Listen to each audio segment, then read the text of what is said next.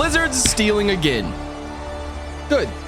Blizzard's at their best when they're stealing. And I'm not talking about stealing like some of those mobile games you see advertised. That's copying. I'm talking about downright dirty thievery. I'm talking about that reach into your parents' purse for an extra cheesy gordita at Taco Bell stealing. The Blizzard games we all know and love were built upon stolen ideas from other games. Stolen ideas put to a better universe. Stolen villains, and a lot of time, stolen game mechanics. The most recent announcements at BlizzCon tell me one thing. Blizzard's back, baby. There, I said it. Blizzard at their best when they're stealing, and I'm gonna prove it. Let's take a trip down memory lane. Let's go back to 1994. Oh, what a time. Somewhere between the infamous O.J. Simpson trial, Pulp Fiction, and some of Tonya Harding's ankle treatments, a small studio named Blizzard Entertainment released Warcraft. Orcs and Humans. The developers themselves had said they built upon mechanics from the game Herzog's Zwei? I just realized I never said that word out loud. How to pronounce... Herzog's Zwei. Stealing mechanics from... Herzog's Zwei. Wait. Herzog's Zwei. Herzog's Zwei. And Dune 2, based on a world, according to the producer of the game, Patrick Wyatt, Warhammer was a huge inspiration. And inspiration is a code word for stealing. Bob Fitch, who was also on the team, I couldn't find a title for him, but he was stealing from the Lost Vikings, is what he said. Inspired by the Lost Vikings. Well, I'll give him a pass on that, because Lost Vikings was built by a studio called Silicon and Snaps, which was Blizzard's original studio name. So on one hand, if the gameplay is being ripped from Dune 2, we'll call that genre now, RTS. And on the other hand, if the world's being ripped from Warhammer, I guess we'll just call that inspiration. The storyline basically just sums up to bad green orcs come through portal, we must stop. So they probably wrote that. But that was just the beginning. Diablo stole bits from XCOM, Masters of Orion, and also Chaos Warhammer. And StarCraft stole bits from, also Warhammer? Well, okay, World of Warcraft ripped off EverQuest, which ripped off Dungeons and Dragons, which ripped off Lord of the Rings and whatever else. And the list goes on and on. But that's called progress. Over years and years of ripping things off, now we're just left with words like genre and archetypes. I mean, World of Warcraft has used the fallen hero archetype for basically everybody. Sargeras, Sylvanas, Arthas, probably Anduin. Spoilers, baby. I don't know. It's the future. But he does resume. But before that, we had fallen heroes like Macbeth, or one of the biggest ones and most famous, Hulk Hogan. If you actually think that I was just the right guy. They called his a face to heel transformation, but same thing. Hell, in Revelation, Satan was the fallen angel. What I'm saying is stealing isn't a bad thing. And if you're with me here and you can understand that this is partially tongue-in-cheek, a little bit of sarcasm from your boy, please leave a comment and saying WoW stole from something silly, like the inspiration for Shaman was from the band who wrote September. Do you remember? You'll get it. Okay, back to stealing. We've all heard the quote from Pablo Picasso talking about creativity, saying, good artists copy, great artists steal. But another one that sticks out to me, I heard while watching a John Mayer live stream during a very dark and deep part of COVID for me, I will say. And he said, if you take from one thing, that's copying. If you take from two, well, that's stealing.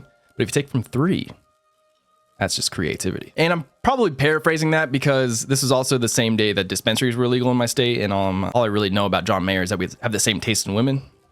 And I'm not sure how much sense he was making.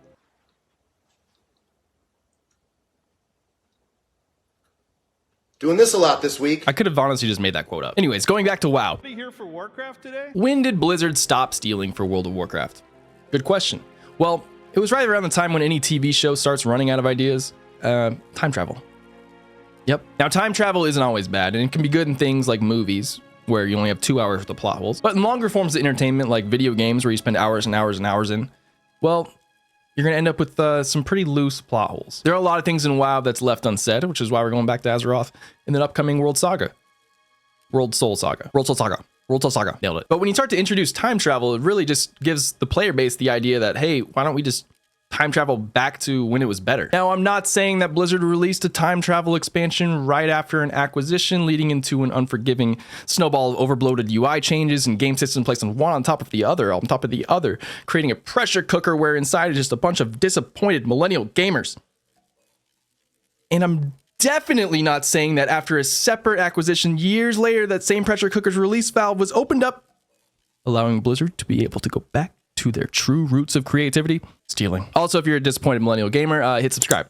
we got to band together now that our real life friends start having kids, getting Costco memberships, and starting to use cryptic words like 401k and you're too old to watch anime. I've been playing World of Warcraft since Christmas Day 2004, where, let's be honest, the conversation with my dad about a subscription to a game, that's a hard conversation to have. But 2004 onward, there was not a year that went by that you didn't see a headline reading, the next WoW killer, Tabula Rasa, Wildstar. I mean, list goes on and on. I can only think of 2 off the top of my head, but there's a lot. But what's different now is over the past few years, there have been hugely successful MMOs in this genre.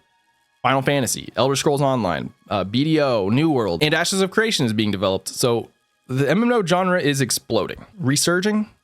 But all these successful games, well, World of Warcraft should have been stealing from. Now they are. Oh yeah, BlizzCon 2023, where Blizzard announced that they're back to stealing. Now the first thing that they are stealing in this new era of WoW is Warbands. Warbands are a direct ripoff of Lost Ark's roster system, and which I think worked out really well in that game. Warbands will bring, hopefully, a shared roster of characters.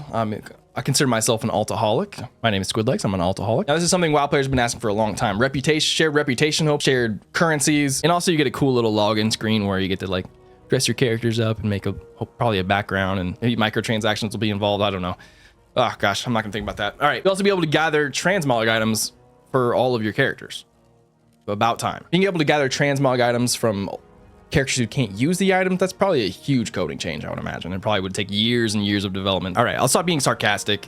These are good things. On to another stolen good idea, hero talents. Hero talents are basically an extra talent tree to help specialize your character, and they are lore driven, so I think this will be a good thing, but they're basically ripped straight from Path of Exile's Ascendancies. At first, when I saw this at BlizzCon, I thought these were going to add another unnecessary level of complexity to an already overly complex game, but after thinking about it, look, these extra trees are gonna have a few choice nodes, and if they lead with lore, or to use a Dungeons and Dragons term, use the rule of cool, I think this will be a good addition to the game. I mean, any change that leads to being able to realize the idea you have for how your character is in the world, I think is a good change. My fear with hero talents, though, is that they're gonna recreate the class split that Cataclysm brought, where, for example, the Shaman class is now not a Shaman that can do some chain lightnings and smack things and heal, but instead it's like we have an enhancement shaman, we have an elemental shaman, we have a resto shaman, essentially creating a total of 27 classes instead of the original 9. And if hero talents completely alter gameplay and rotations, then well, we'll be going from looking at raid logs with 27 classes to now what is that math, 54, but then you have a demon hunter and there's an extra one for druid because they're always special, and then we have evoker, which, oh god. For instance, if the raid logs, like the rotation from arcane chicken is OP and the tree hugger chicken keeps getting their trees owned by the 8 separate AoE ability in a raid, like there will be no tree hugger chickens. I'm optimistic about hero talents, though. I think it'll be a good thing and give a little more identity to the player. All right, the third stolen nugget of contraband from this BlizzCon, and my favorite, the newly announced Season of Discovery. Now, I think this one is one of the smartest moves the WoW team has made in a while. Now, Season of Discovery is a straight ripoff from one of the more successful private servers, Project Ascension. Look, which I put a bunch of time into, I'll be honest. For those of you saying, oh no, it's not Project Ascension, it is. They call them World Forge enchants, you put them on your gear, changes your gameplay, what's the difference? I think it's smart though. I mean, Blizzard can steal private server ideas all day. What they can do, sue them? That's technically what they did with WoW Classic in 2019. They saw private servers of Classic were hugely successful and said, hey, why don't we just make money? Now they're looking at private servers that are doing things a little different, like Project Ascension or maybe Turtle WoW and Duskhaven, all these Classic Plus things. They basically have a focus group community that can offer feedback in real time and just release the good ideas from these servers. Good. Do it. Smart move, Blizz. Respect. Heck, they even stole the level gate release system from a private server called Chromiecraft. Good idea. Good idea. Classic plus so much more. I'm so excited for Season of Discovery. Look, I played Project Ascension for a while, and I think their biggest downfall was having like too much stuff. The custom enchants on these 9 classes gonna be, I don't know how to chef's kiss. Chef's kiss. It does make me wonder though why they don't just open up a custom server, sort of like how they did with Warcraft 3. Can you imagine back in the day if Blizzard looked at their Warcraft 3 custom games and stole the ideas that were being culminated in their own environment? I mean, some of the biggest game genres in the world were created in Blizzard's custom games. MOBAs, I mean, Dota, League of Legends, Heroes of the Storm, RIP. Even from Dota 2's custom games, we got the auto battler genre. Massive gaming genres being built by public experimentation. And well, now World of Warcraft's now looking at their own private servers for inspiration. It seems Blizzard is truly going on a path of self-reflection. And I'm excited. I'm excited for World of Warcraft. I'm excited for Season of Discovery. And I'm glad that Blizzard is stealing again.